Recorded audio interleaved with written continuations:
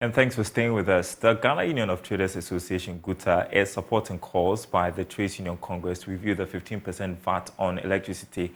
The tax was imposed as part of government's post-COVID recovery plan. President of GUTA, Dr. Joseph Obeng, is rather proposing a 5% rate in the interim. Yeah, definitely, because it's a very key component of the business that we do. We want to be competitive. We do not do business in isolation. We are in competition with the rest of the neighboring countries. And so if we overcharge our production with 15%, then of course we are going to be edged out of competition. Our manufacturers are not going to be productive, and it does not serve the interest of the revenue that we seek, because it means that production is going to go down and you are not even going to enhance on your own revenue as they think. Normally they think that when they increase more taxes, they are going to increase the revenue. But on the contrary, when taxes are so high, it tends to decrease the tax enhancement. And so they have to notice that. So much as they want to add something to the electricity charges in terms of VAT, I think they can also be unique in the they have to be very they have to be very innovative in the how to go about it by reducing the rate to about maybe 5%, so that they can have it at the same time where businesses can also thrive. So when you are doing economics, you put things on the scale and evaluate it well. You cannot say that you just want revenue to the detriment of productivity of the nation through your business entities.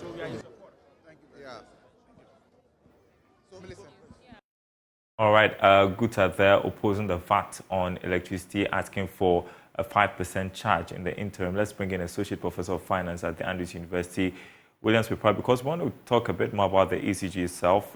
He's got an article on the ECG situation titled Strategic Restructuring for Efficiency, proposing the division and partial privatization of Ghana's ECG on the GSC for improved performance and financial stability. You can check it out on myjoyonline.com/business.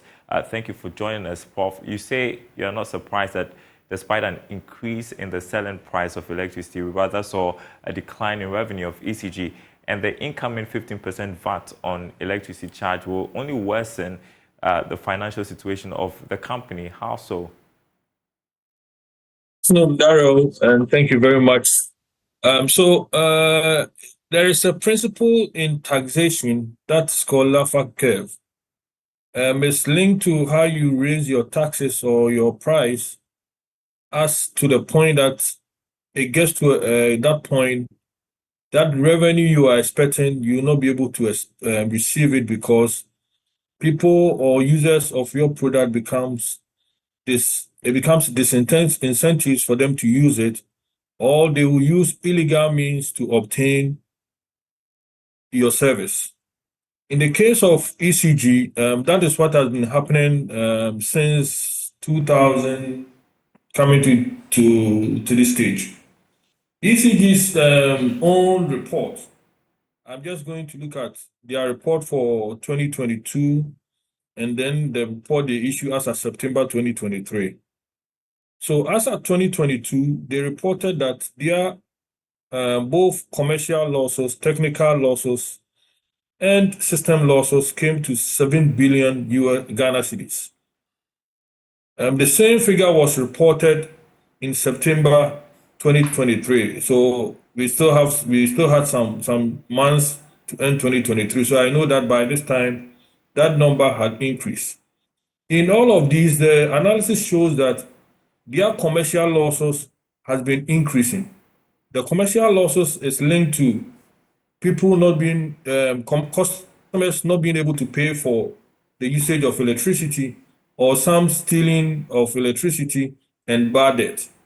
So if this matter is not addressed, and with the incoming of the 15%, is going to make the price of ECG products very expensive, and people are going to probably use illegal means to use their service without payment, and it's going to worsen the financial situation of ECG.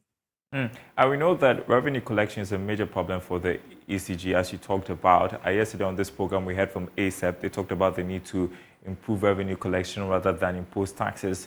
But you also suggest Ghana must consider having another company to compete with the ECG in power distribution. How is that a game changer?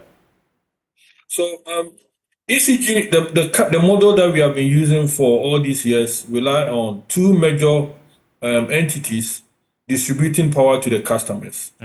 These entities are owned by government, so they probably public entities.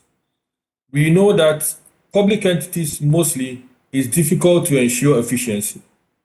One of the ways to address this issue is to create competition, and that competition will help to bring in efficiency. In the case of ECG, they take majority part of the region. The proposal is that can we divide ECG operations and give it to various companies to supply power to various parts of the regions? It means that these companies will have a specific focus on the regions that they operate, and they are going to be assessed based on how they collect their revenues and ensure distribution. The other benefit is that new owners that will come in with fresh capital to support the operations of the smaller companies. And this is not something new. Other parts of the world, I cited Great Britain, even in the US, this is what is done. They don't allow one entity to control the entire distribution. ECG's operations has become too big and complex. So someone sitting in the head office cannot control. You need to break it down and to create room for other entities to come in. And in another way, this is going to create employment. It's going to solve the leadership struggling problem for some of the workers for getting promotion to become to achieve their personal aims, especially become directors and stuff. So this approach will ensure that we see efficiency. I mentioned that PURC will ensure control of the prices. This is done in Great Britain, in the US. Most of the companies are listed on stock exchanges, but still the price of electricity and water is still regulated. So this can easily be done in Ghana. Yeah, so aside from having a competitor, like a private company compete with the ECG, you're saying that the ECG also needs to be divided into smaller companies, the company itself, and then their operations privatized. Yes. So I mentioned ECG has become too big. Their problems are becoming so many. And when it's like that, you cannot assure efficiency. And I mentioned, so the technical losses, system losses, and commercial losses, these are their inefficiencies. That is why they are losing money. The only way to address it is to decouple ECG into smaller companies. And this is going to make sure that the operations become more efficient. The smaller companies will focus on their core mandate. And this is going to help ECG, the current system that we have, the financial situation to improve. Privatization is something that has been known to bring in managerial efficiencies, operational efficiencies, and also enhance a lot of systems. And this is also going to boost the Ghana Stock Exchange operations. If a company is listed on the Ghana Stock Exchange, they also ensure that companies bring their shareholders, the shareholders' value is maximized. One of them is to ensure that they have free cash flow. The only way to ensure that companies have free cash flow is when they're able to collect their revenues. So now that ECG is not able to collect the money, if the company, ECG, were to be divided into different companies and they become listed on Ghana Stock Exchange, they will focus on their revenue and they will focus on collecting the money. And I propose a 60% for private entities, 40% for government, because I know that government will still have to manage the situation. I'm not proposing an entirely 100% ownership like in the case of the PDS, but this is a partial way of ownership. In that case, majority holders will be with any private entity. Employees of ECG can also buy into the shares and become shareholders of the entity. Already there is a paper that was done in 1996 recommending this approach, but it has not been implemented. And looking at the situation, and now that we have more players producing power in Ghana and supplying to one major customer, a monopoly, this is not going to help us. This is the time that we have to look at the new model, decouple ECG into very smaller private companies, and then make sure that they're able to collect the money. And then when they collect the money, they'll be able to collect whatever mechanism, cash for payment plan, and these suppliers of power will be able to get paid. All right. Thank you so much, Professor William Peprah, Associate Professor of Finance at the Andrews University. I appreciate your time with us this afternoon. Now, turning to taxes now, and some businesses and regulators are yet to start implementing the new taxes signed into law by President Kwawu last month. This is despite the Ghana Revenue Authority announcing that it has set the 1st of January this year as the date for implementing the taxes. George Afe has details. The Electricity Company of Ghana was the first to say that due to challenges in configuring their systems, it has not started charging the VAT on electricity consumption. Joy Business checks with the insurance companies have also shown that they are yet to start enforcing the tax. The insurance companies should have increased insurance premiums by at least 21.9%. This was due to the fact that they are now required to charge VAT on all non-life insurance products. However, there hasn't been any communication by any of these individual insurance companies about charging these taxes. It is not clear for now whether push for these taxes to be frozen has been one of the major reasons why these firms haven't started enforcing these taxes. One is also not sure about how this could impact on government's plan to mobilize about 5 billion Ghana cedis from these 7 new tax amendments that was signed into law by President Akufo-Addo in December last year. The Ghana Revenue Authority had maintained that it has set January 1, 2024 as the implementation date. It expects every business to comply when it comes to filing of their returns, showing that they've started enforcing these taxes from 1st January 2024.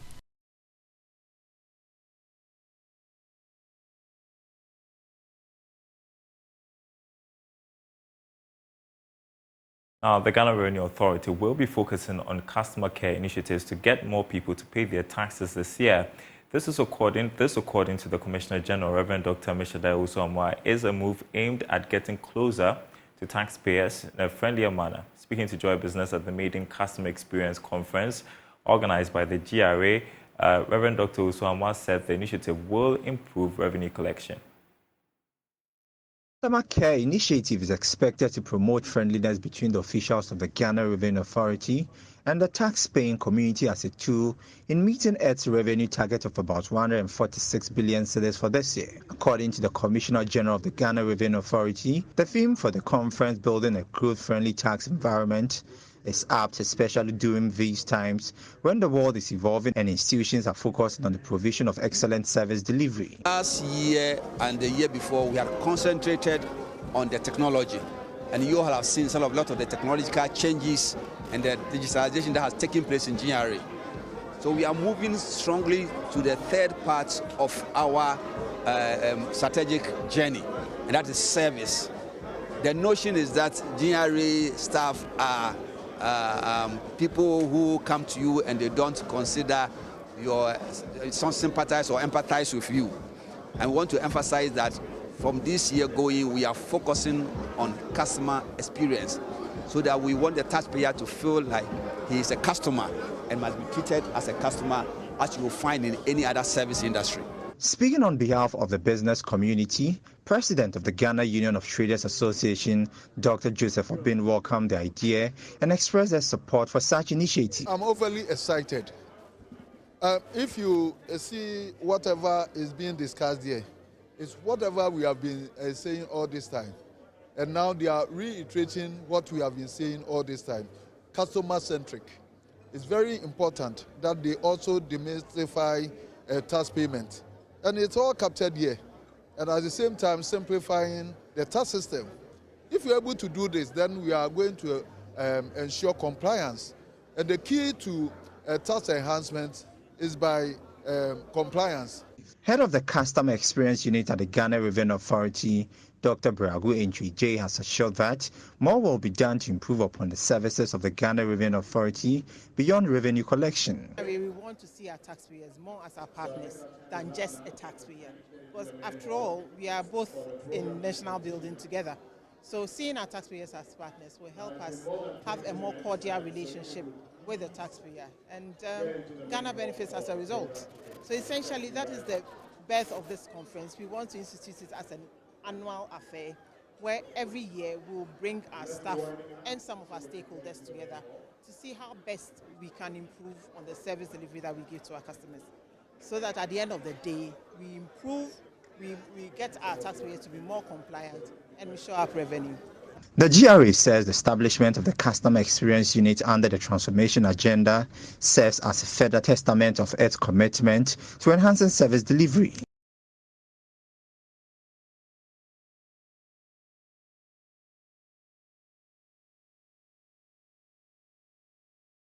This is the Marketplace. Welcome to the Joy Business Advisory Series, and we are continuing from yesterday's topic on effective debt management. Hopefully, we are equipping you with the knowledge and tools necessary to navigate the complex world of borrowing, lending, and financial planning. In studio with me is Osei Owusu-Ansah Jr., Senior Manager, Strategy and Operations at KPMG. So yesterday, we started the conversation on debt management from the individual perspective. Today, we want to focus on corporate institutions and SMEs. So I want to first start off by asking whether there are distinctions between corporate debt and debt incurred by SMEs. Right, Daryl. Good afternoon. There are some key distinctions between debts that a corporate organization or a large organization can incur as compared to a small or medium enterprise. So I look at it from two broad areas in terms of the scale of debt and then the complexity. When you talk about scale, obviously, small and medium enterprises may not be able to access the same level of debt as large enterprises. Because large enterprises have already established themselves, they have a track record of some cash flow, and their cash flows are predictable. So when it comes to scale, yes, the large companies are higher than the small companies. Now, the complexity. Large companies are able to enter into various complex transactions just to raise debt. So when you look at syndication, for example, they can get 2 or 3 or about 5, 6 banks to come together to lend to them. They're able to negotiate some moratoriums and some complex structures to be able to manage their debt, whilst small and medium enterprises are a bit moderate when it comes to structuring of their debt obligations. So these are the two key differences. And how does the approach in handling them vary? So they may vary because of the cash flow predictability, right? So in terms of large organizations, they have that goodwill, if I should put it that way, with financial institutions. So they may be able to negotiate some different payment terms with the financial institutions, while SMEs may not have that latitude when it comes to negotiating those terms. Yes. Okay, great. And so we are dealing with an economic situation in the country right now. Yeah. Yes, there are arguments that we are recovering. So for businesses, SMEs, corporates, how do they navigate these economic challenges while managing their debt situation? Okay. So organizations typically incur debt for two main reasons, either to manage their working capital or to make some capital expenditure. So we'd want to look at it from that point to say, if we effectively manage our working capital internally, will it help us in terms of how we manage our debt? So managing working capital, and I think you spoke about it last week here, in terms of how you are able to collect earlier than you pay your creditors. Right. Exactly. And then also looking internally at your operations, right? To say, how do you optimize cost within your operations? And what that does for you is it frees us money to be able to improve your affordability in terms of how much more debt you can take on. But one other key thing we look at is your strategy. Have you looked at your strategy to say, are there some items in there that I need to deprioritize? to be able to afford this. But then you need financial experts or professionals to come in to help you bring that external perspective and objectivity to help you navigate all these things internally. Any strategies you can share with us? Right. So in terms of looking at your debt, you may want to consider your needs first, right? When it comes to debt and capital structure discussions, around here, people are more into debt because they don't want to dilute their equity in terms of how many people come in and how much, because they would want to be in control in terms of. But then if you want to really manage your debt, you should be willing to consider other capital options. Fortunately for SMEs, there's now the Ghana Alternative Exchange, where SMEs who have a minimum capital of about 250,000 can go on there and also raise some equity finance. So equity is something to look at. There are also venture capital funds available for small and promising SMEs to grow.